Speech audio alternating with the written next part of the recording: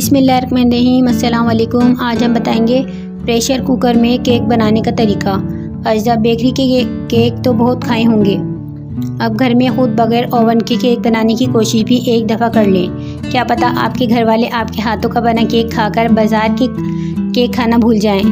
तो नाश्ता हो या शाम की चाय, अपनी पसंद से केक बनाएं और घर वालों का भी दिल जीतें। तरकीब: एक खुले मुंह का प्याला लें, इसमें 2 बड़े चमचे घी और मक्खन दोनों को अच्छी तरह चीज़ डालें और 1.5 कप पिसी हुई चीनी डालकर अच्छी तरह फेंटें। अगर आप हाथ से फेंट रही हैं तो कम से कम 8 मिनट तक फेंटें। फिर 2 अंडे, 1 चमचा वनीला एसेंस शामिल कर दें और 3 कप मैदा छन्नी से छान कर डालें और मज़ीद 20 मिनट तक लाजमी फेंटें ताकि मुरक्कब नरम और मुलायम हो जाए।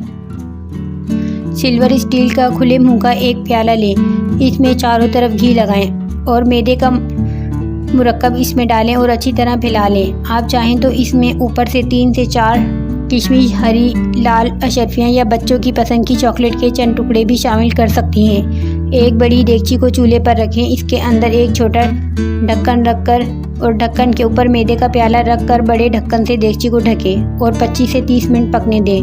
मुकर्रर वक्त के बाद जब आप खोलेंगे तो आप खुद देखेंगे कि कितना नरम और मुलायम केक तैयार हो जाएगा।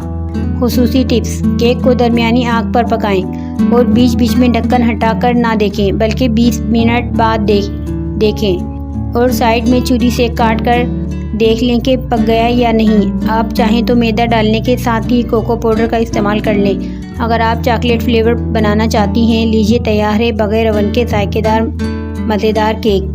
व्यूवर, इसी तरह की आसान रेसिपीज़ के लिए चैनल को सब्सक्राइब कर दें, बेल आइकन को प्रेस कर दें। Thanks for watching.